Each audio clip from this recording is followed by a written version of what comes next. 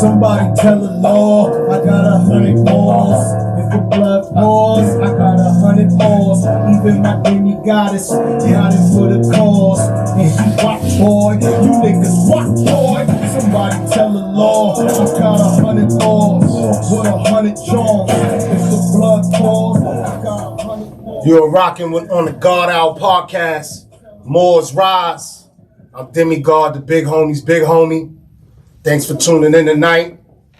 We got a dope guest in the night from my hood, from the 9, representing the big 914. Kartel with a K. Make sure you add with a K. Please do that. Don't forget that. Murderville in the building, Mount Vernon in the building. Comrade, what's good? Thanks for coming, bro. That was a fact, Moore. Everything is good, King. It's a fact. Couple bumps and wrong turns, but we here. That's a fact. That's a fact. Because we had Kartel on the show on the last show, but technical difficulties and then timing and schedule. So, you know, it was crazy. But for the most part, like he said, we here. And my son got a dope project out right now, man. Yeah. Phase one, man. Phase 1, fire. Tell us about that joint. Phase 1 out right now. Got Jada Kiss on it, Styles P on it, Gunplay on it. Nino Man, Hattie Racks, bunch of dope underground artists coming up from New York. Dirty Diana, production from Black Song, Vinny Idol, Spunk Bigger. Yeah, hold on. Big shout out to Spunk Bigger. Yeah. Big shout out to Vinny Idol. Big shout out to Dirty Diana.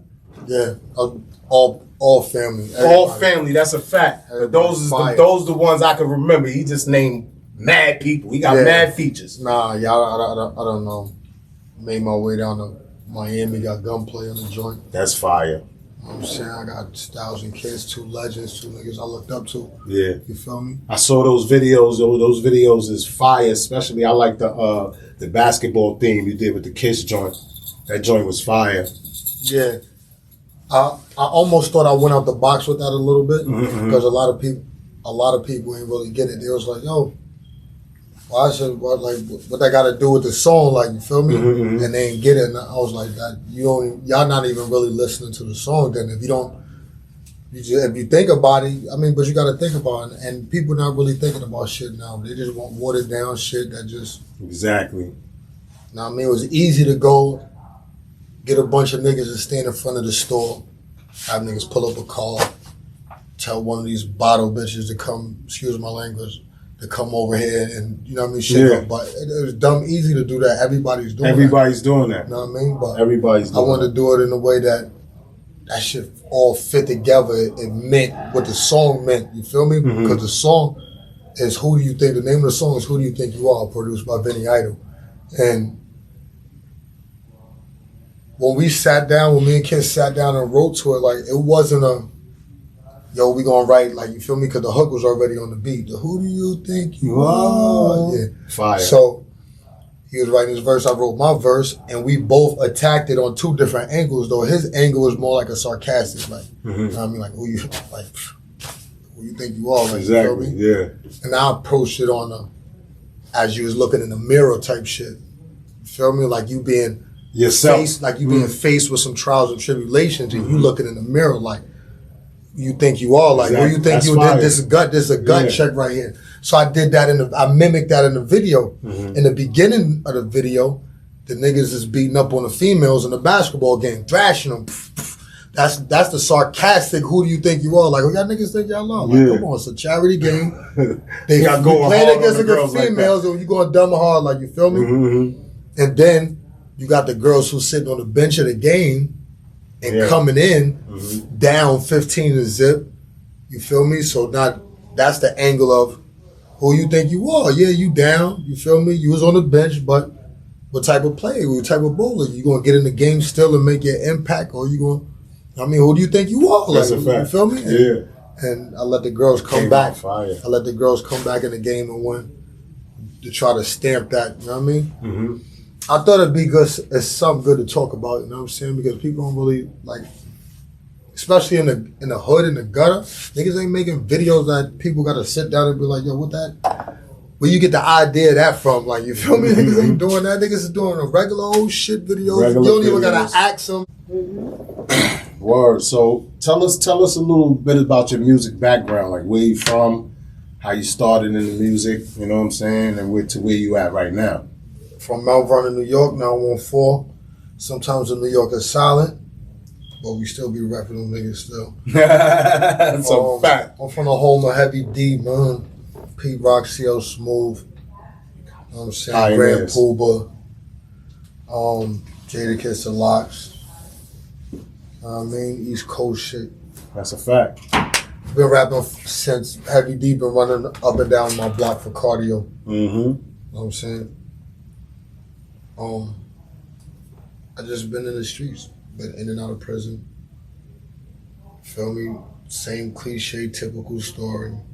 Upbringing, drugs in the home, violence, jail follows, and continue to follow until I feel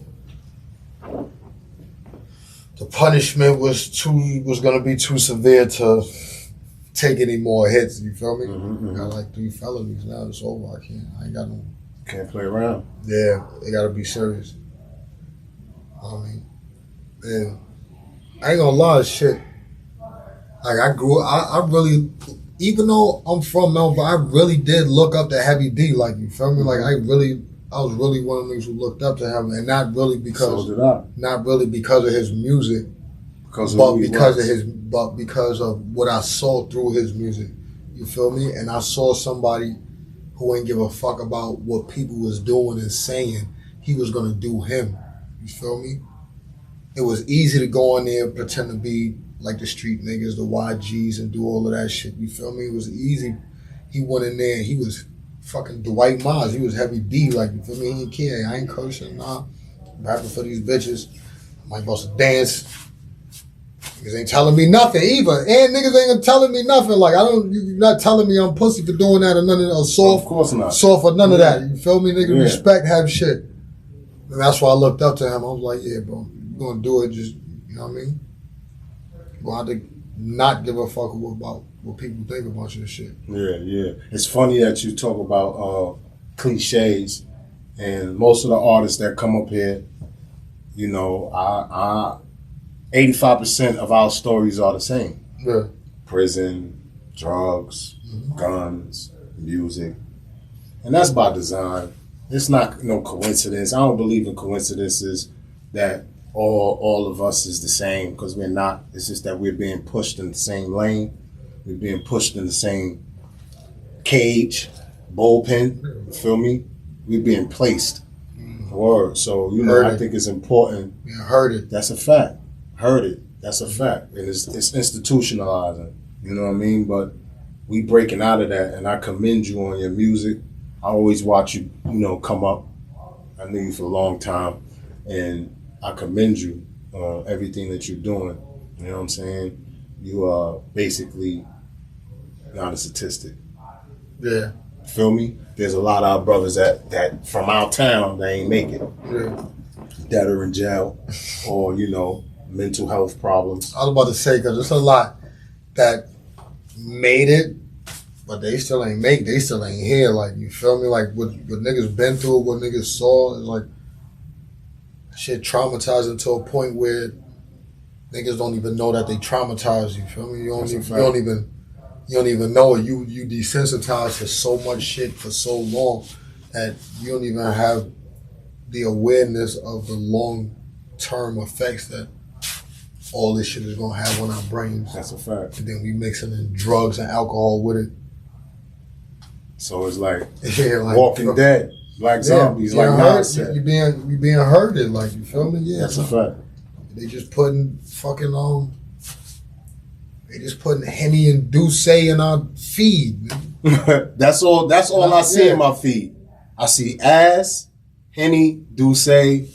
I'm talking about in the grains that they, and I'm just saying, as we being herded, they put out they dousing it, you feel me? They dousing it, trying to make sure the food ain't too. Nobody paying attention. That's the food too, everything. Man, don't nobody pay attention to what's going on. Y'all just keep walking that way. Like, just do what your teachers say, do what your pastors say, do what your politicians say. Everybody who got a say everybody who has some influence is also misguided. That's the only way it works, man. You can't have a bunch of people sporadically woke around here. They're going to start waking up everybody. You feel me? But you could give people the illusion of being woke just the same way you give them the illusion of being free.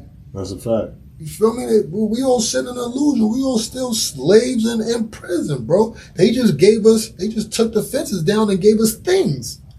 That's it. So, you're going to give you some things. Y'all want things? Oh, that's what y'all want. That's easy. You're going to work every day of your life, though. You're going to work. Until you're dead. Yeah, and it's going to be no room for you to breathe, bro. That's what this is. Yeah, the Matrix. Bro. It's everything about it, bro. Look, they tell you that they marketed and promoted college like perfectly. Mm-hmm. Feel me? It's perfect. They tried to make it seem like it was the greater educational experience. You know what I'm saying? And then they threw the price on it.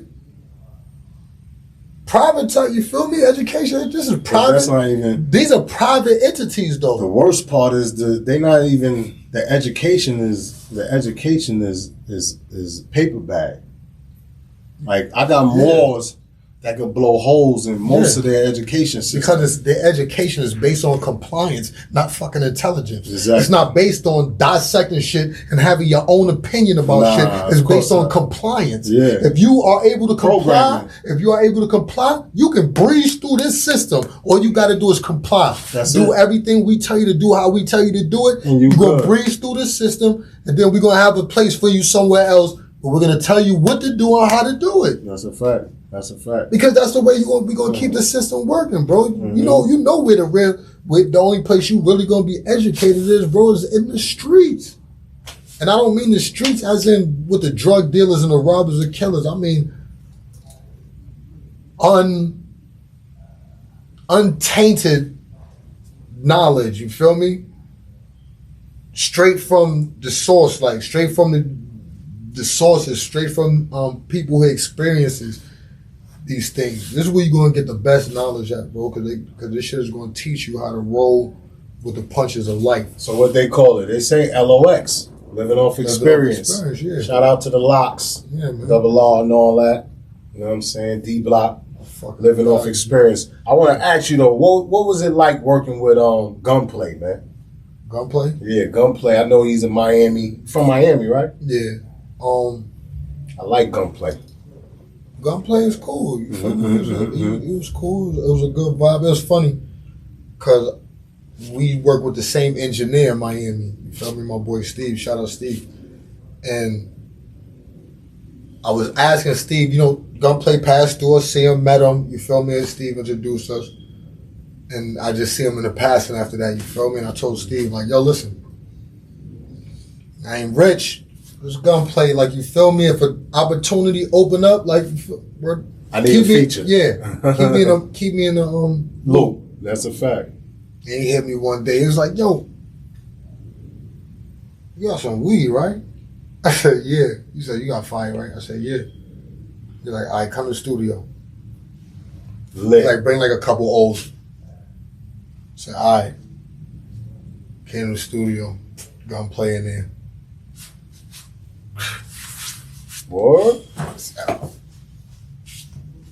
I was getting on this anyway, but that's fire. Word. That's fire. Word. Can't beat that. Yeah. That's fire. So he jumped on it. Then I got Jadakiss. I got my boy Millie. I got Jadakiss other artist Millie's on it.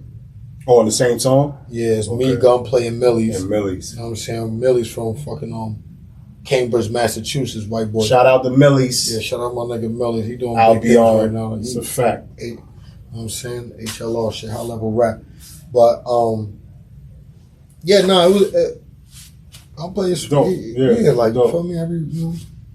So what's the I don't think these niggas gonna show too much of, you know what I'm saying? When you first meet, you gotta be around a nigga. Vibe out, You gotta be around a nigga. See these niggas drunk, ain't man. Nobody, ain't nobody. Because that's where they get live. That's where everybody show their ass on. And if they like you, they like you. Yeah. You know what I'm saying? You gonna know. You feel me? Facts. Yo, that's how I get in wherever I get at, bro. It's just pure, unadulterated respect, love, and just moving accordingly. You feel me? I don't got no problem with being quiet and analyzing shit until the lights and the camera's on me, and then show my ass. Yeah, that's a fact. You feel me? But I'm still gonna do it tastefully and respectfully, so even the real niggas are gonna be like, oh no, I can fuck with him. He wanna show his ass, but we fuck with him. At least he ain't getting crazy. Yeah. Tell me about the project though. Tell me, I know you got a project with nothing but features you about to do. Yeah, I got a mixtape. I got a mixtape with nothing but artists from the non. Buck Marley, Jay the Boss, Twin Poe, M. Porter, Shout out to M. Porter. Yeah, Snipe Life, I Born. Snipe Life, my G. What's up, my G's? I'm throwing that on there. Chose. I got an artist I'm working with right now, Puda Love. He on it. I got another artist I'm working with, Rover. He's on there. That's dope. P Rock artist Amir. Me and him got a joint. That's going on there. My boy Shice and my boy Oakland Winthrop and Shice. We got a joint. So it's gonna be a C Green. Me and him got a joint. It's gonna be a straight non-joint. You feel me? It's just gonna be a mixtape. I'm gonna link with one of the DJs from out here. Let him host it. Throw some energy on you, maybe. I don't want to put you on the spot, but we do got a joint together. Yeah, Fresh Flies. Yeah, you know what I'm saying. I don't know if that's gonna make the tape or not. But y'all, that's a fact. Y'all make sure y'all check that out on YouTube, iTunes, and all that. Kartel with a K, Ben Gordon, Lil Cito. You know what I'm saying? Demigod. We went in on that. That's a fact. I ain't gonna hold you. I'm not gonna hold you. Damn, you just opened a Pandora's box. Fresh Flies. Yeah, because that whole era and that whole situation, bro, is just like it's a disappointment. That's a fact. It's a disappointment. That was a big disappointment because it's like you know the grind this shit take, bro. You know what I'm saying? And when you get in a room and you get a shot with somebody that could change your life and in return change everybody's life around you, you feel me? And I just didn't understand shit, like, you feel me? Like, I didn't understand shit, bro. It's like, you can't just, I don't understand it. I mean, I'm a big shout out to my homie Ben Gordon. I hope you're tuning in. I hope you're tuning into the podcast. You know what I'm saying? BG, you know what I'm saying? Little bro. I always love you, you know what I mean? On the moon right now. But my son, you know what I'm saying, is suffering from mental health issues. Yeah. So when you're dealing with mental health, we was talking about that in one of my last shows about how it's overlooked. And a lot of, especially for us, you know what I'm saying? Especially for Moorish men. People ain't really thinking about the mental health factor. It's just automatically he's a criminal, automatically he's crazy, get him up out of here, put him in prison. But we be dealing with a lot of mental health issues, man, and you know what I'm saying? So shout out to BG, because BG also started doing, being the face for mental health in sports and all that. So shout out to Ben Gordon and all that. Keep your head up and all that. Absolutely. Facts. Word, BG. That's my son. Man. Forever. Love BG forever. Went to the Chicago Bulls and had them calling him Air Jordan. 9 for 9. 9 for 9. 9 for 9. And you still got 9 threes without a miss. 9 threes without a miss. 9 for 9. Man. So that's what it is, my brother. I think he did it twice. That's a fact. You got a record in the NBA. So we're gonna wrap it up with you, but I want you to let the people know where they can get all your music. You know what I'm saying? I want them to be on your social media hard body. Yeah, look, you can just type in Kartel with a K, Kartel Witak. So it's exactly how I say it. Kartel with a K. Type that shit in. Anywhere you could type anything in, I hope. You feel me? I got music on all platforms. Who do you think you are? Game Time, Wake 'em Up with Gunplay. I got my project right now, Phase 1. This shit is out exclusively on Bandcamp right now. You feel me? might see these flyers around. You can scan it right there and get it. It's only $1. Got Jadakiss on the Styles P on the gunplay. I'm gonna play that Styles P joint. It got everybody on it. Feel me? So $1. For $1, you can't get nothing out here for $1 no more. That's a fact. Nothing. A Dutch, you can't get nothing for $1. Nothing. Bravo, you can't get nothing. Marketing like crazy. You know what you're doing. I gotta get out there. I gotta give the workout, bro. I'm not acting like I'm Tony Montana. Oh, you know what I want to talk about too, real quick before I let you go. You had mentioned something to me. We was in the hood speaking, and you had mentioned something to me that I think is important. I think it's important that we rebrand ourselves. Yeah. When you was talking about rebranding the gangs, the Bloods, the Crips, we need to rebrand ourselves and step it up. You know what I mean? We need to organize ourselves more structurally and more positively in the community instead of just tearing down the community and killing each other. We need to have a part of ourselves that's also a balance, and that positivity and that rebranding will do us a lot of justice just for our elders, like our people, civilians. Civilians that trust us more. Civilians that start, seeing us as the more. First step. Exactly. That's the first step to actually, you want to change something from what it is to something better. That's the first step. You got to rebrand it. You got to let the people know, all right, listen, feel me? All right, I'm blood. I've been blood my whole life. I don't do crime, though. Like, you feel me? I'm not robbing nobody. I'm not selling no drugs. I'm not, you know what I'm saying? This is a life that I narrate from an angle of experience and being in one degree of separation between these entities and these stories, you know what I'm saying? I feel like I'm qualified to narrate some of this shit that I'm talking about, you feel me? I ain't...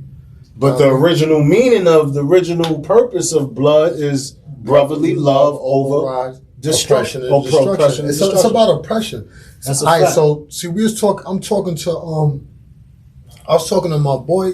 He just got into something in the bang. You feel me? And you know why he got into it? He's homie. He got into it with other homies. That don't make sense. Homie getting into it with other homies over what? The state's phone. That's what I'm saying. Y'all niggas having phone wars? Phone wars. Like, we got to step it up. Like, this is 2022. If you don't see what's going on, brothers, if you don't see that all this is by design to keep you stuck in the mind, keep you at each other's throats, you're not getting no money doing that. You feel me? You're not feeding no babies. You understand? You're not creating no actual generational wealth and no actual generational future for your bloodlines operating the way you operate. I'm not saying you can't be blood. I'm not saying you can't be Crip. I'm not saying you can't bang. You can bang whatever you want to bang. But you got to have some type of constructive mind. And everybody want to get rich, but you ain't doing what the rich is doing. Like, it don't make sense. It's like we operating backwards, and it's like, I don't care. It's just like, so it's like counterproductive on purpose. You know what I'm saying? I really gave niggas jobs. It's a fact. I'm talking about real jobs, nigga. I used to go look at the applications and look at everybody who got felonies. You got felony, yo, call them back. Tell them to come in. Make sure they get hired. Yeah, that's how I got my parole off my ass. Parole was on my ass, bro. I went in one day, I'm like, yo, listen, you got somebody who need a job, send them to me. You're like, what? If you know somebody who need a job, somebody come in here who's from where I just came from, prison, send them to me, I can hire them. That's dope. He like, for real? You got it like that at your job? Like, I'm like, bro, I told you that. I've been telling you, this is who I am. You think I'm somebody else. He done told his superior I probably done got away with murders. And you look at him, he's a gangbanger, probably done got away with murders. And I called him all type of faggots and shit. I said, yo, bro, you're a faggot. And guess what? I'm happy that I got the freedom to tell you that to your face, man. I'm a grown-ass man, you're a faggot, bro. Word, if you trying to send me back to jail when I ain't doing nothing but trying to support my family right now, bro, you are a stone cold faggot. We got those, though. Word, I say you're a faggot. Go get your superior. Go get 3 other cops, because I know you scared to even talk to me if you think I'm a killer. Yeah, but nah, they do that. That's what the POs do. They try to get brothers to go back to jail. Nigga tapped me on the shoulder one day. I was at work. I had my power. I had like 4 of my workers who was taking over the afternoon shift, telling them, knocking off the checklist. Bam, bam, bam, bam. You feel me? Tapped me on the shoulder. He seen what it was. Sent the dude to me. I hired him. Ever since then, he was off my back. You feel me? Nah, that's dope. We gotta help each other. Now, you feel me? We gotta help each other. But what I'm saying is, like you were saying, bro, if you're going to at least, at a certain time, you gotta grow out of the bad stigma about shit and learn how to flip that shit and turn this shit to a positive. That's a fact. We gonna leave out with this Styles P and Kartel with a K. Yeah. Active, man. You heard? We still active, man. And it's a blessing to be the ages we are and still be active, man. Appreciate us, man. You heard? Shout out to Styles P, double R D Block, man. Big 9. Big 9, you heard? D Block, so rap. Whole scene of bloody mess. I'm from 914. You'll call 911. When I pull a 9 now, they leave you a bloody chest. I'm about to tell you anyway. Nigga, I sit here and talk for 7 hours. Kartel and y'all niggas soft. Come back though. My shooters is active. My shooters is active. My shooters is active. Yeah, I wear 45. That ain't my waistline. Pull it out, punch a nigga clock. Break time. No leg shots. I don't waste mine. I legs pop. The God Hour Podcast. Moor's Rise. You rocking with the big homies. Big homie. Another special guest in here tonight. My own blood. My sister. You heard? She has made waves in her career. You know what I mean? And I just want to commend her, and I brought her up here. She has a non-profit called WAMI, Women Against Mass Incarceration. And I appreciate you coming. I love you. I love you too. I appreciate you having me. This is dope. Okay. Thank you. I'm liking this. That's what's up. That's what's up. I'm all right. So what you got? What I want to talk about, that gala we just did. Oh, man. Yes. That was beautiful. It was amazing. Okay, so, it was the first Decade of Excellence Gala. Women Against Mass Incarceration put on a first ever Decade of Excellence Gala, where we honored not just myself, but another person that to highlight what the work we've done after incarceration, right? I came out of prison in 2011. And I hit the ground running. And when I hit the ground running, I just knew there was things that needed to be done, and I just had to do it. And then along the way and along my journey, I met some fabulous people, and that gala last week, Saturday, proved to be the result of the hard work that I put in. Man, from me looking from the outside in, I think it was amazing, bro. Oh my God, like everything was put together right. I love how everybody came together. The people that you work with came together. They all spoke highly of you. You know what I'm saying? They spoke highly of the brother. Yes. You know what I mean? So that means it's working. It is. Y'all light workers, you know what I'm saying? So y'all definitely moving the planet and helping the planet raise its vibration.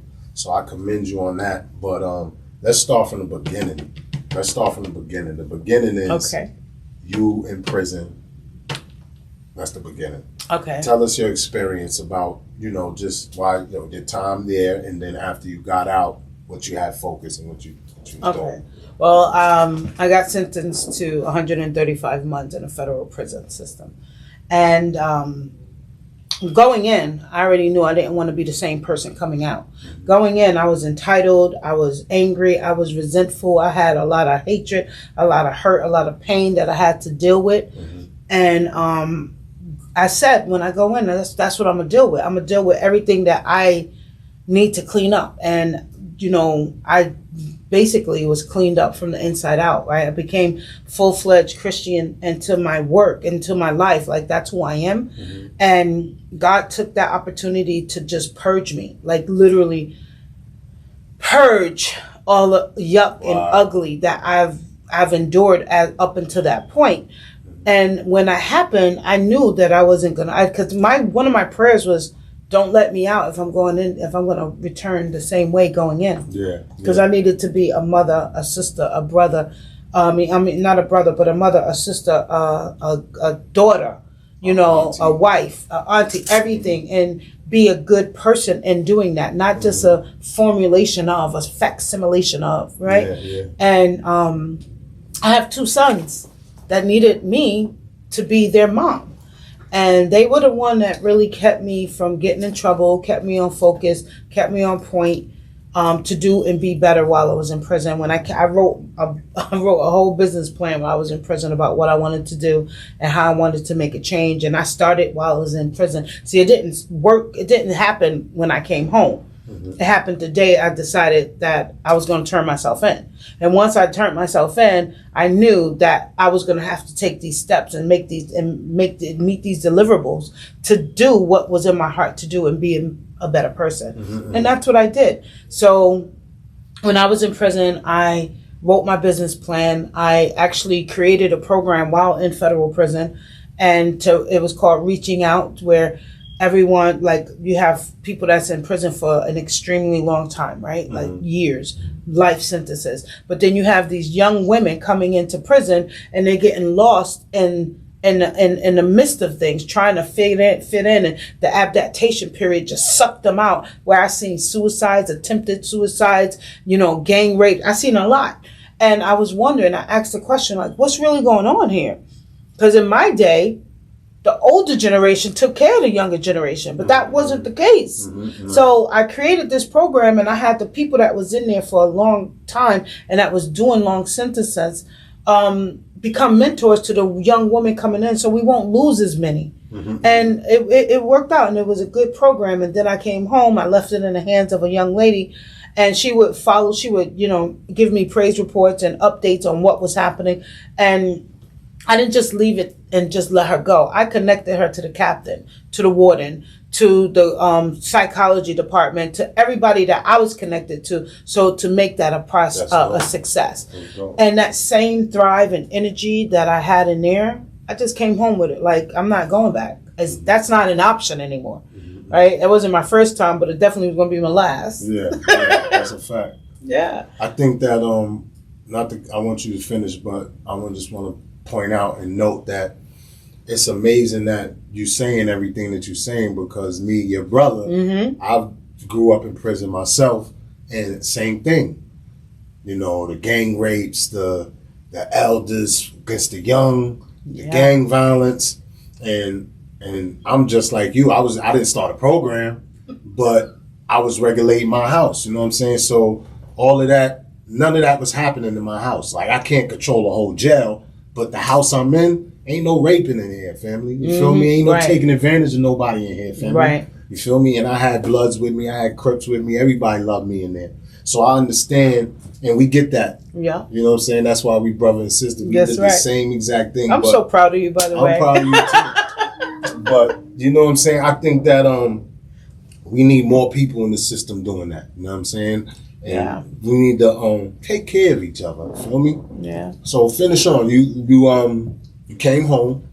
Yeah, so I came home with that same energy and drive, and I hit the ground running. Like I said before, I went to school. I knew I had to educate myself and get, to dispel those numbers, 14679. You never forget your numbers. You're going to always remember your numbers. If you forget your phone number, you won't forget that number. I said, well, I have to take that number and cover it up with some letters, which was my associate's degree, my bachelor's degree. And I did thank you. And I did go to school for pre-law, but my business, in the process of that, I became an advocate. I became an activist. I lobbied for certain laws, and I got passed, in New York as well as in Connecticut, helped them get passed, for us.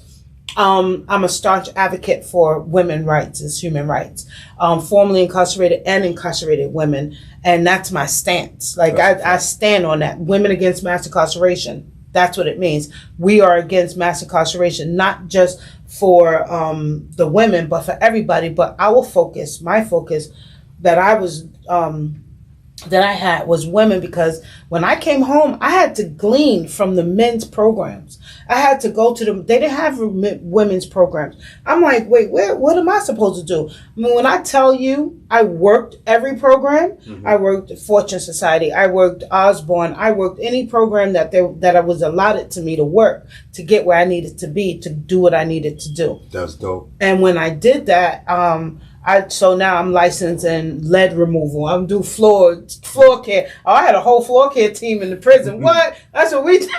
we had a whole floor care team in the prison. What? I promise you, I came home, and when I came home, it was hard for me to get a job, right? But I was in school, and school was helping me with some of my bills and stuff, but I still needed to work. They weren't trying to hire me. Guess what I did? I went to what I knew, my skills, my floor care. I did freelance floor care. I did windows. I cleaned people's houses. I cleaned people's offices just because I needed to. And then by word of mouth, I got around, and I had my friend pick me up and take me, because I didn't have a car at the time. She would pick me up and take me where I needed to go. And then when I'm done, I would get on the train and just meet her back, and then she'll take me home. Wow. It was a deep, I'll tell you. Whoa. And I was going to say stuff like this at the gala, and I just saw the sea of love out there, and I just it happens. It got overwhelming. But whatever needs to be said, Allah made sure that it was said, and whatever you wanted to be said, it didn't need to be said. No, Allah already got it. You feel me? Right. I think that also it's beautiful that you doing that, because we used to joke in the men's prisons. Believe it or not, cruel jokes. Cruel jokes that we used to have about female prisons. And how our visiting room, all the men's prisons visiting rooms be packed. Oh yeah, let's talk about that. All the women, the wives and the girlfriends and the side chicks, they be coming to see the dudes in the prisons. The visiting room is packed. But we know from people telling us that the female prisons visiting room, it's not packed. Yeah, you want to talk about that? Yeah, okay. Definitely. See, because I was on both sides, all right? So my husband, I used to visit him, and God bless the dead, my homie Benji. Straight OG, one of my OGs. God bless the dead, Benji. Yes, thank you. I used to go up there and visit him, and I used to bring the kids up there, and you had to pay to get on the bus, to get on, or the truck or the van to get up there, because they didn't know we were in Connecticut, so we didn't have like Rikers Island, like you could just get on the bus or the train and you go. We had to have a whole system to get up there.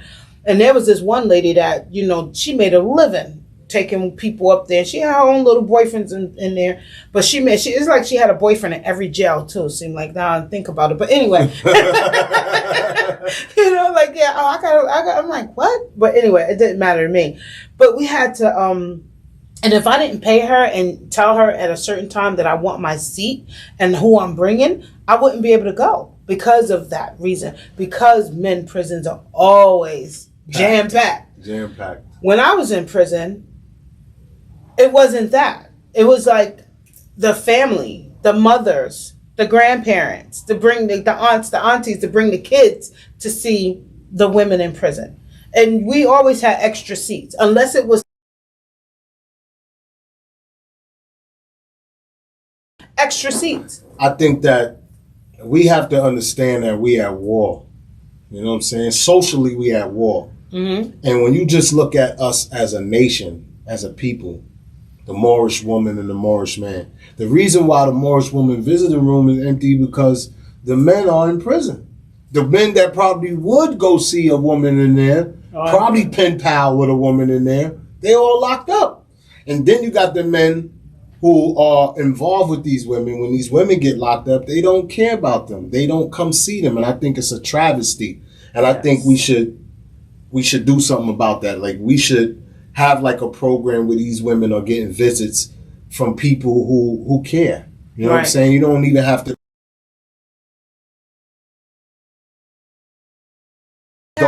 We have people, churches and other places where you have pen pals because they know the women don't get as many much visits as the men do. And that's sad. That's sad. Because like you said, you touched on a point. You said, yeah, the men are in prison, right? And then the ones that are not in prison, and maybe the women have went to prison for that person or with that person, or a man, they leave them for dead. That's a fact. And the woman will refuse to turn to be a snitch, so to speak, on this person. Yet and still, I was in prison with women serving 30 years because they didn't tell on their man. And he left them for dead. No visits. Nothing. It's despicable. Yes. Women. That's not. I seen grandmas. It's nothing gangster about that, bro. Nothing gangster about that. So if you one of them dudes and you watching this podcast, that ain't gangster. You a sucker. That's right, and I agree. Straight up. That's right, because we have grandmas in the prison, literal grandmas. Where it was one incident with one of my sisters, and all of them are sisters. Please understand that I am my sister keeper, and all of them are my sister. We're all family, and that's why I do what I do. And she just was, her grandson was living with her. She didn't know what he had in her house. When they came and raided the house, she went down and he let her go down for like tons and tons of marijuana, but let her go down. She did 22 years. Yes. There was another lady that just was smoking crack, and her dealer would come to her house. You got those people that smoke crack and they don't want to go outside and buy it from the street, so they always have the dealer come to them. So because she was a professional woman, a dealer coming to her house, she don't know. The dealer said, at the time it was beepers. They didn't have cell phones, so he get a beep and he was like, "Can I use your phone?" And that always happened. And she said, "Yes, absolutely." So now he's being watched, right? The feds are watching him, but because you frequent this house so much and you use this person's phone, we know because we started tapping it. She's on an accessory, an accomplice. 13 years, 13 to 15 years. Now, if you can't see that we at war, it's only us in these prisons. The feds and the police are hired herders. They are hurting us. They've been hurting us, and it's time for it to stop. Like, we need to wake up. Like, even if you get caught up in there, you get caught up like the Moors. We thinking about doing some things for the people. You know what I'm saying? Because the people don't know the law, and it's not that the information is not readily available. It's just that sometimes it seems like it's too hard to learn. So that's why we think we should bring the Moors in. And I'm trying to create something where the Moors could come in knowing the law, right, and help the people try to understand the law so they know how to fight. Because we at war. And that's just the justice system. Economically, we at war. With the food that they giving us in the supermarkets, we at war. Come on, stop acting like y'all don't know what's going on. I see y'all. Yeah. We see y'all. And the gig is up. You feel me? Listen to my song, God on My Side. Go on YouTube and listen to my song, God on My Side. And I tell you. Let's talk about the song. Okay, wait. Which one you talking about? The song, this right? interview is about you. Wait, but you wrote a song for me. What you mean? That's a fact. Yeah. My sister, that's a fact. I was in prison and you wrote a song for me and I was like, what? That's a fact. You're going to have to one day play that. That's a fact. We got to get that song up here. Matter of fact, I'm going to try to put it out if I can. You should, because it's a dope song. I was trying to get it to play at the gala, but I couldn't find it. Wow. Yeah, I was dope. Because I was like, oh my God, and I could not find it. I was like, he sent it to me and I can't ask him again because he's going to be like, yo, sis. But yeah, we need to do that. That's a fact. I did a song for my sister and it was dope, man. She was in prison. I was going back and forth to prison at the time, you know what I'm saying? And at the time I did the song, I was free.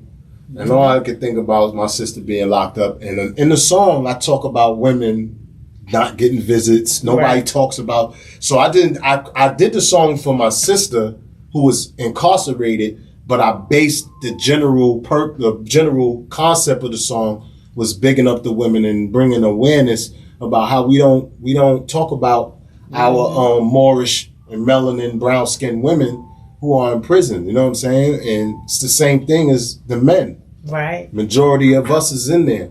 Do you want to talk about the Moor that was at the Moorish fight? Oh, the Moorish brother who came up to me. No, not her, not Akeem, his mother. His mother. Oh, yes. What's her name? Her name is Robin. Robin. Shout out to Robin. Mobitis. Islam to you. Islam.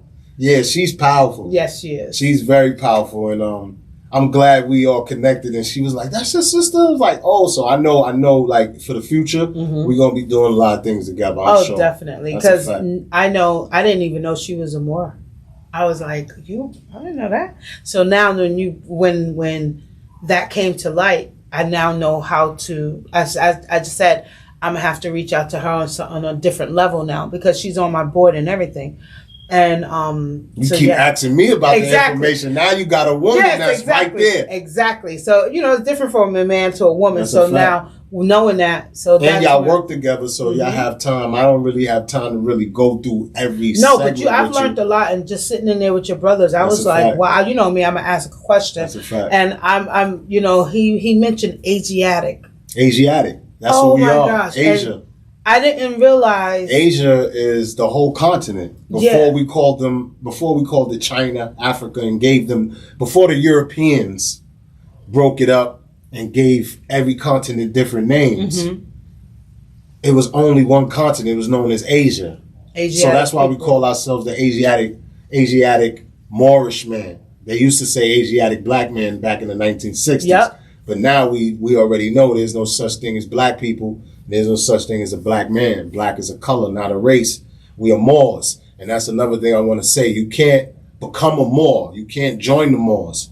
You're born a Moor, but you have to become into the realization that you're a Moor. The culture of it. Exactly. Right. To be Moor, you can only be born a Moor. You have to be the descendant from a particular type of people with a particular amount of melanin from a particular part of the earth.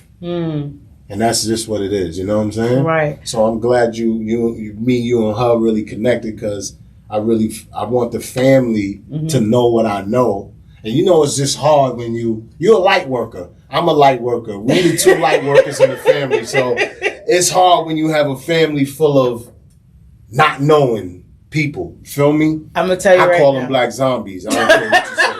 I call you black zombies. And if you don't like it, whatever. See me when you see me. But it's time to wake up, man. It's time to wake up. It's time to become the Neos and the Trinities that we really, because it really was a Moorish woman who wrote the movie Matrix. Oh, I didn't know that. Yeah, it was a Moorish woman who wrote the movie Matrix, and she basically was giving you a lesson and letting you know that you're living in the Matrix. We're all little Trinities and Neos just waiting to wake up and be enlightened. You know what I'm saying? Okay. The prisons won't be filled once we're enlightened. A lot of things won't be happening in our communities once we're enlightened. So we just got to enlighten ourselves, man. Wow. But let the people know. I'm ready to get enlightened. That's a fact. Let the people know where they could go to find WAMI, support WAMI, donate to WAMI. Okay. And everything, your social media, website, everything. Give them that information. Okay, so again, thank you for having me. This was great. If I would love to come back later. Of course you can. Yes.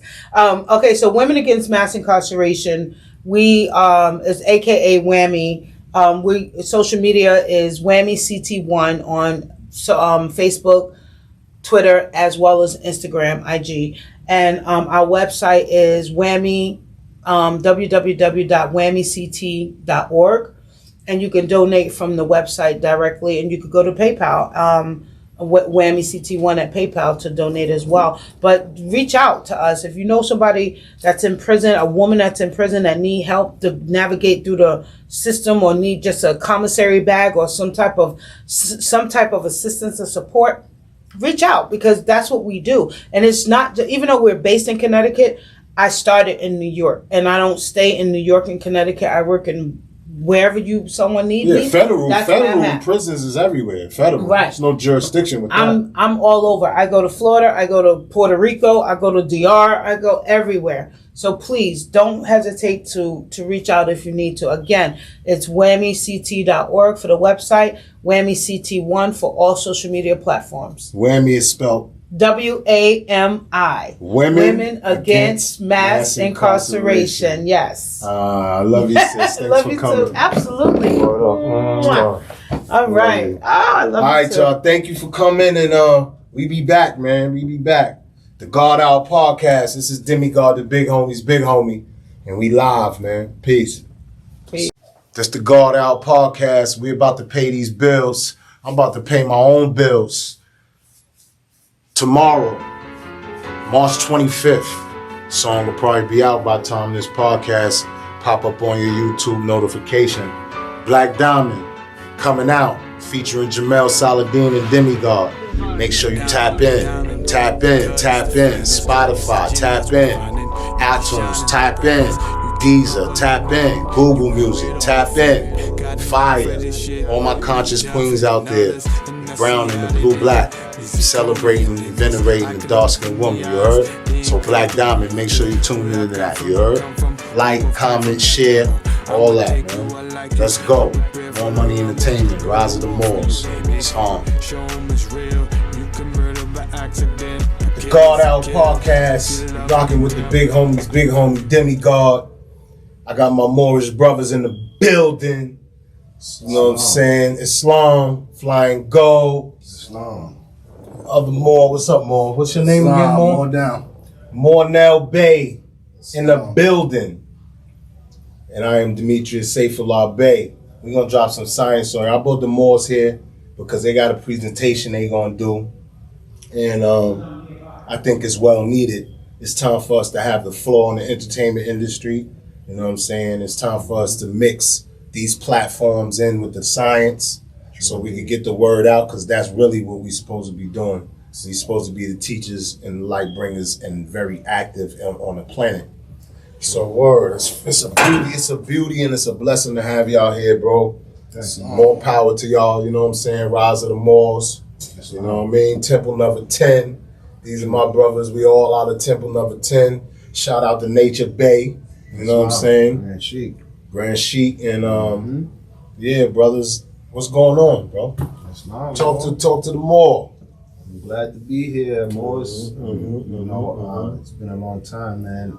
And the truth needs to be known, man. That's a fact. That's a fact. It's been too long waiting, and people putting stuff in the back burner, you know, and not putting the profit up front. Of course not. Yeah, they imposters. Right. Imposters. Power. So yeah, we here to basically let the Moors know, let everybody know that at the end of the day, there is light. Even though in the darkness there's light, and because there's a lot of things that are hidden, we're bringing it to the light now. Exactly. So people know. No more secrets. No more secrets. No more secrets. No more secrets. You know what I'm saying? Y'all go ahead and do the secret thing and, be companions in the social construct of mainstream media and mainstream society, so you can move up levels in your businesses and your jobs and you have your camaraderies. But ultimately, them secrets are deeper than what you expect. And some of y'all know what y'all doing and some of y'all don't actually know what y'all practicing, because that means you would be black.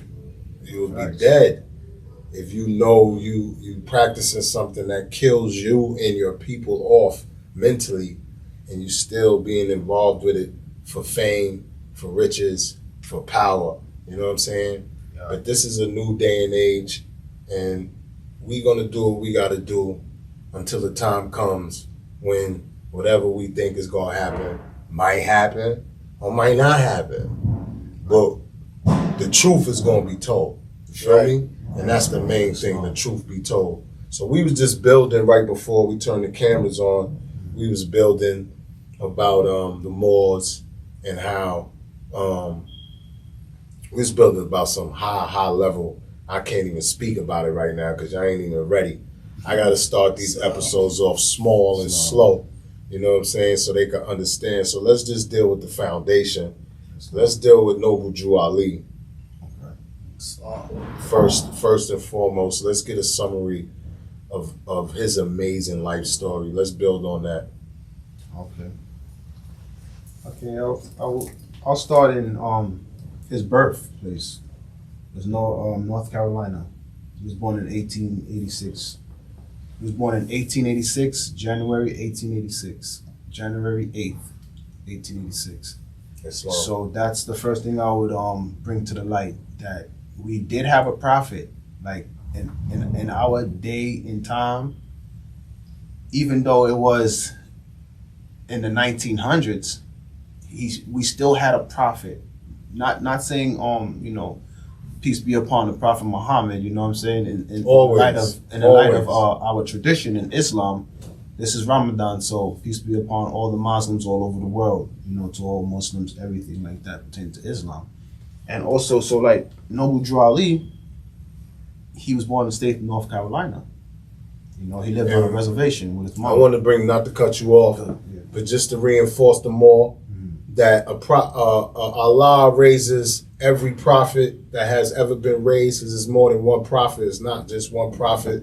Everybody, you know, is dealing with the lower self, dealing with the selfishness, and dealing with my prophet is the truth, and we got the truth, and y'all got lies and separation. No, we all one, and there's always been prophets.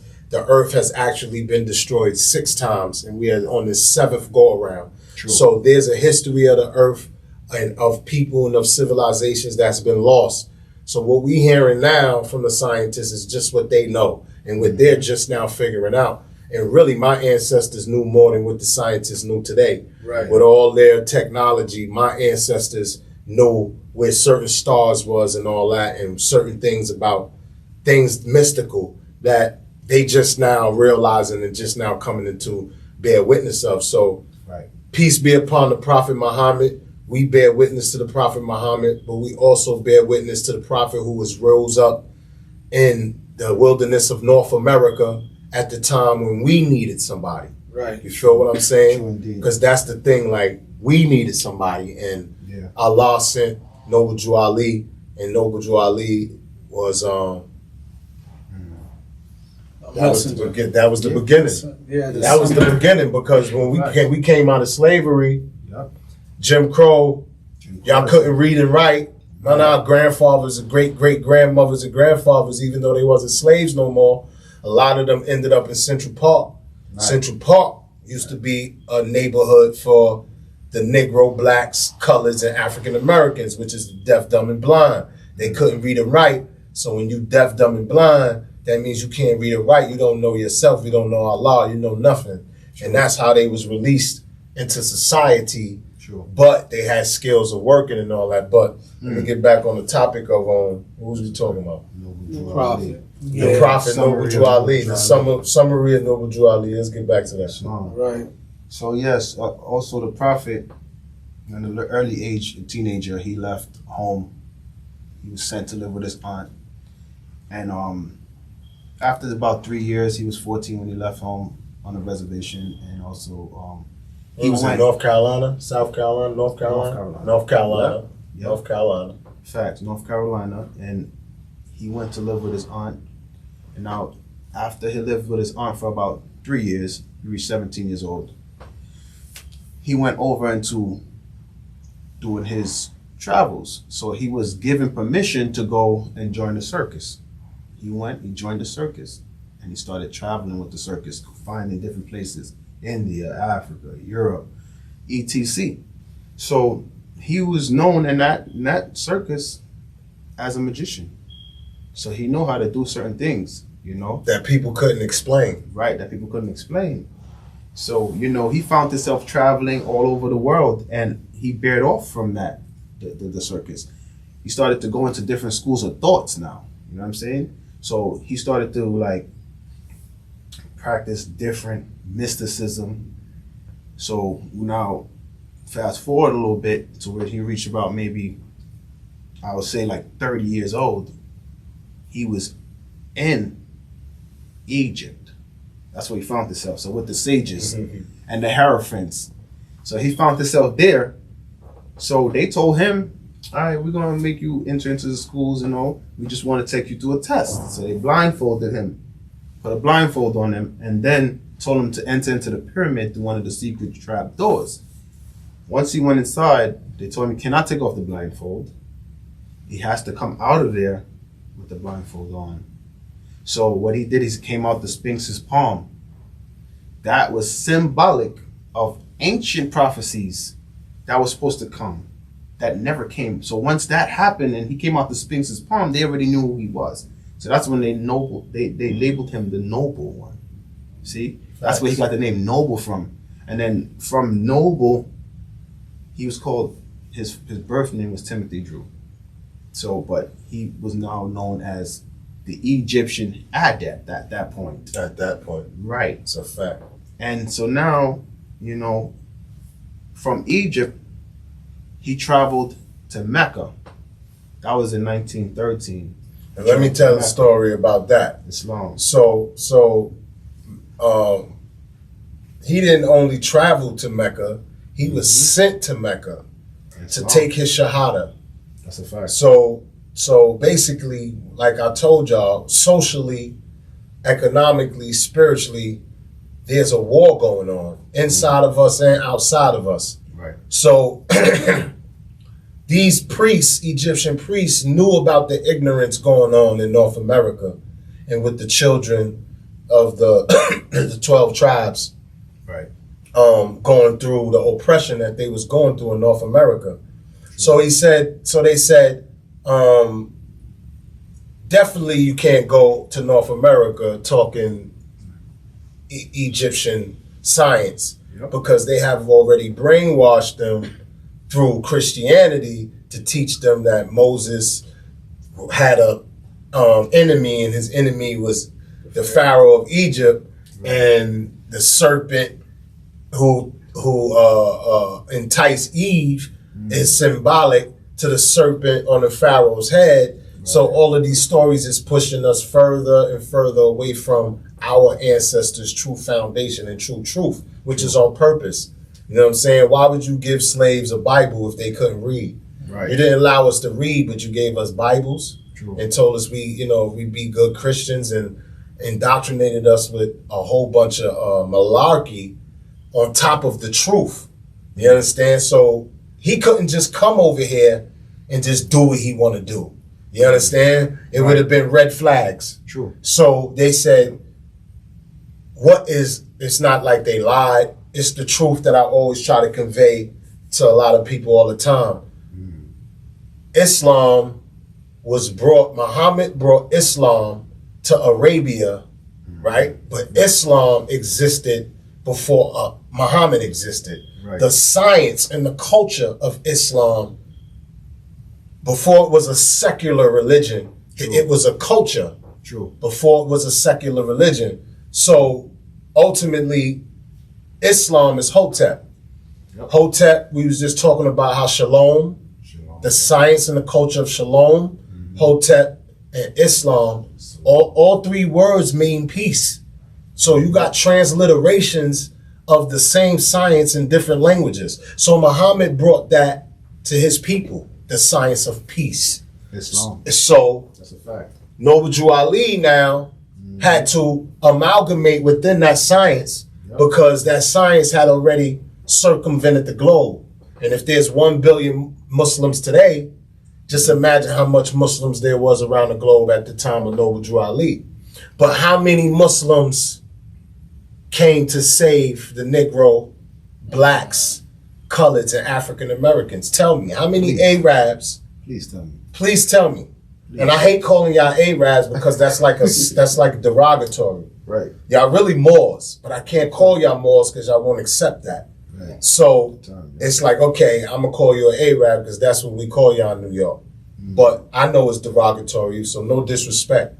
But yeah, That's a fact. that's a fact. Yeah. So he had to amalgamate with the powers that be, and his teachers who are also Muslim, but in secret, well, underground. I'm not gonna say in secret. I'm gonna say underground. These priests from Kemet taught him and sent word before he got there, sent word to the king of Mecca at the time. You understand? And told him he's coming. Give him his Shahada. Yep, that's a fact. Noble Drew Ali goes, steps foot in Mecca without being Muslim yet. And he takes his Shahada in Mecca. That's a fact. He becomes Muslim, and from that point on, he travels on a boat to New York City, where New York Harbor, right there, Wall Street, he docked. And when he docked, the CIA was there, and of course, You know how the CIA is. Well, I wouldn't even say they wasn't called the CIA at the time, probably. It was probably called something else, but it was the Secret Service of the government, and they knew about Noble Drew Ali. And ain't that something? Yep. How did they know about this man? Prophecies. When people in America didn't even know about this man, nobody know. He left America and went in the circus. How did they know about this man? How did they know that he was coming back on the day that he was coming back? How did they know that he came? How did they know he was coming back on that day and that he was coming back with books? Because that's what they asked him. Where's the books? Where's the books? And he laughed at them. What books? What books? What books? Because the books was here, people. He memorized every book that the Kemetic underground priests taught him. He didn't only study those books, he memorized word for word those books. So he was a messenger sent here from the east to come wake up a people that was deaf, dumb, and blind, who had just got freed from slavery. They didn't know how to read and write. They was dying to be Christians because they want to fit in. Right. Then you had the ones that couldn't fit in. You feel me? Yeah. So it was haywire. So this man comes and he lands right in America in the time when we needed him. That's true, Moor. 1933? 1913, yeah. So go ahead, Moor. I'll let you take over from there, Moor. Islam. So true indeed. When he came from Mecca, he was given his holy name or his Moroccan title of the name. His name was El Hajj Sheikh Sharif Abdul Ali. And that title was given to him by the Sultan of Morocco, which was the religious leader at that time.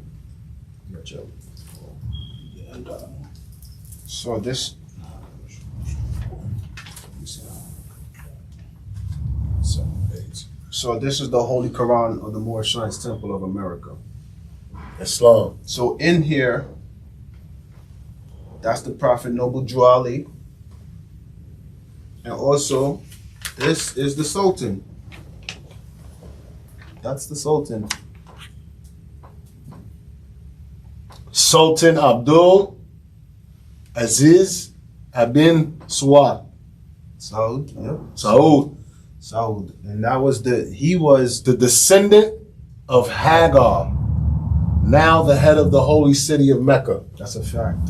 And you see, with that, the more Noble Drew Ali, he got the scepter from the Sultan and told, like them, he said, to come over here and teach the Asiatics in North America or who they truly is. So, being said, the scepter shall not depart from Judah. So you see, he brought it back to the lost tribes of Israel, you know. And we go by many different names through history and time and era and everything like that. So I just want to make that clear, you know. And, you know, so Noble Drew Ali, at that time, 1913, when he came to Newark, New Jersey, he was already prepared, like the Moor said. They already sent the word. They knew he was coming, you know, so it was prepared. So he met with some brothers, Deuce Muhammad, and also they already had an old Canaanite temple at that time in 1913 already open. A lot of people don't know that before that, 1913, it was Harriet Tubman that was leading the movement to free the people. And then Noble Drew Ali came the same year, 1913, and brought that to the north. You see? So then boom, after they got into the science of the old Canaanite temple, Noble Drew Ali, there was some differences in between the temples. So, you know, there was some kind of clashes between the temple and Noble Drew Ali. But so Noble Drew Ali realized that this is not the place that he's gonna have to use, or the city, or, you know, to use to bring forth what he wanted to do for the people in a vast majority, you know what I'm saying, of people. So the Moors that was in that old Canaanite temple, they had a problem with the Noble Drew Ali, and they so-called chased him around Newark, tried to stab him. So he left and he went to Chicago. And when he went to Chicago, he went somewhere where he found a law that was able for him to create a religious society. Because at the end of the day, even though it turned into a religious corporation, at first it was a civics organization in 1925. Exactly. So the reason why we had to come in as a religious organization is because the Europeans had dotted their I's and crossed their T's and created a system where you can't just do what you want to do. So you got to come in as close as whatever their description of what you're doing is. It's the same way when you start an LLC, you come to the closest. Right. Exactly. Yeah. So Noble Drew Ali did start a civics organization which taught you how to be a citizen of the United States of America. It taught you citizenship. And so because he was getting a lot of backlash from the government because he was teaching that law, you know what I'm saying? Facts. Nobody better ever not say that Noble Drew Ali didn't teach law. That's a fact. Okay? Because everything he spoke was law. Everything was spirit. So it was law. It was Allah's revealed word. That's a fact. That was given to him. But not only that, it was also maritime law, Right. international law, jurisdiction law. True indeed, more. And so in order for him to protect us more, and because he knew that the population was largely Christian or Christianized, and so he said, you know what? Since it was largely religious, I'm going to put it under the Religious Corporation Act. Now, the Religious Corporation Act protected his society of people under that act, and it was under the Constitution of the United States of America, so it protected them. See what I'm saying? Him and Marcus Garvey was brilliant. That was brilliant. That was genius. And they was brethren. Noble Drew Ali wrote Marcus Garvey and came and visited him in jail, wrote his wife and let her know that I went to see Marcus Garvey today, because he was traveling all around the world, you know what I mean? So, and not to take off a little bit off subject, but he also was in Germany, you know what I'm saying, at a point in time, and his name was Malvi Mubarak Ali. Mm-hmm. He went down there and helped them set up the what they call the what's that? Moor. I forgot what the name of that one was. I think it was the Moravid. Yes, I think that was the Moravid. But that was in Germany. Yeah. And, so yeah. Noble Drew Ali was traveling around the world and he was letting people know about his people, his nationality. And so he formed a nationality, which we call the Moorish American. And in order for him to do that, he went to Havana, Cuba, and he sat with all the nations of the earth. And which was United Nations, that there was a League of Nations at the time. So that means, listen to what he's saying. Noble Drew Ali went and to the United Nations meeting. It was called the League of Nations then. They had a meeting in Cuba. That's a fact. Noble Drew Ali went and to represent us when we couldn't represent ourselves. Right. Because we was just coming out of slavery. We didn't even know what was going on. But him and Marcus Garvey knew. So they was doing work. So he came to Cuba and came to the League of Nations meeting and stood up and spoke. That's right. Right. And he proclaimed his nationality as Moorish American. Yeah. Under the Moabites, the Moors, who have a name in history, not black, not African American, not colored. Right. Those names, if you look at the law books, you look at the peace treaties, you look at the things that you're going to need to enforce your universal rights. Right. Black people is not written there. Colored people is not written there. White people is not written there. There's no people by these names. This is American Western illusion that they have everybody cloaked with, And even some of the other nations are into this white supremacy, black thing, white black thing. There's no such thing. Zulu is Zulu. The Zulu tribe in South Africa are Zulu. They are not black people. They are Zulu. And if you was to, where's the black nation that represents this black people? Where's the black embassy? Where's the black United Nations? That's why they shooting your ass in the street. They shooting your ass in the street because you black. You understand? You don't got no embassy. They didn't shoot no Chinese people in the street. You understand? They shoot a Chinese person in the street, and the Chinese embassy calls the White House and say, yo, what's going on? That's an act of war. You better talk to your police officers. And it stops. You understand? But as long as you're going under Negro, black, colored, African American, what's an African American? That's 2 continents. True.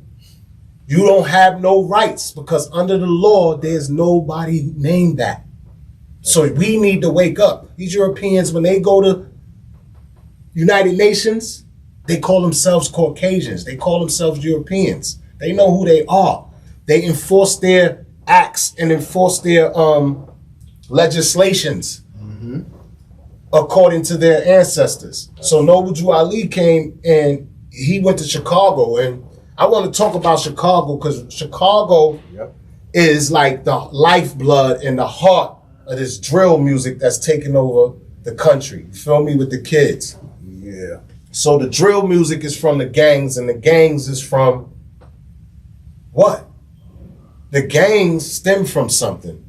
That's true. The gangs in Chicago stem from something because those are the youth and the families of the OGs from the time we talking about, the 1930s, the 1940s, the 1950s, the 1960s. You know what I'm saying? I think it's wild now. It was wild then. Wilder. Yes. It was, you know what I'm saying? They was official. Shout out to the Black P Stones and Jeff Fort and all that. Islam. You know what I'm saying? Definitely Islam to the Moors, the El Rukins and all that. So you got to understand, like, let's get into that though. He came to Chicago and what happened? Islam. So he came to Chicago right around the time where it was, you know, the Great Migration period. You know, the race riots, Chicago riots of 1919, and in that era of time. And, you know, he saw that there was no, like, things that were set up for the Moors, you know, like no jobs, you know, people was in the streets doing whatever. A lot of people was robbing and stealing, and, you know, so he wanted to make sure that he set up something. It took time. In 1928 is when he set up the Moorish Science Temple of America, but everything grew from that period, 1919, up to 1925, even when he was practicing the law and teaching law and citizenship to be better citizens. Facts. Because he knew that, you know, some way that we had to fit in there some way, because we couldn't just outright just, you know, go rioting and doing things like that such. So, you know, he warned all the Muslims. He warned Muslims to stop going in the street. And he said, end all radical agitating speeches in the street, in your home, you know what I'm saying? And that worked. So Moors was going in the street and rallying, and, you know, they was defending their people. You know, I won't blame them for that. They was defending their people, but, you know, Noble Drew Ali put it in their head like it's a way to do it. You know what I'm saying? At that time, Noble Drew Ali was teaching them, listen, we're going to have to do it economically. We have to do it economically. Economics, money, the bag. That's a fact. Cash, the bag. Y'all talk about getting the bag? That's right. Y'all don't know nothing about the bag. That's true. For real. Noble Drew Ali was definitely I've always been interested in taking the Shahada, but I've always felt like it was a betrayal to Noble Drew Ali. Never. Noble Drew Ali took his Shahada in Mecca. I'm going to take it, okay. He's the only person that ever been in Mecca without being Muslim. He opened the king. Because in the Shahada, it says that, you know, you acknowledge that Allah is and then that Muhammad is his prophet. Muhammad is a prophet. Okay. That don't mean he's a holy prophet. Okay, so I want to make sure. I wanted to make sure that wasn't dishonoring. There's no such thing as one prophet. No, it's not. Okay, so I can take my. Yeah, you can take I'm gonna take my shot. Yeah, more, but you're right. I remember European Smith had broke that down. I think it called Case. Aliens, Ancient Aliens and Moors. He wrote a book about that. Oh yeah. Yeah. Yeah, yo. So that was beautiful. I love that. That was dope. We're gonna bring the Moors back because it's some deep conversations and teaching. So don't forget to like and subscribe to that channel. You know what I'm saying? Don't forget to cop that black diamond. You know what I mean? That black diamond is out. You know what I mean? And that black diamond. we here. Tune in all the time. Peace. Islam. God out.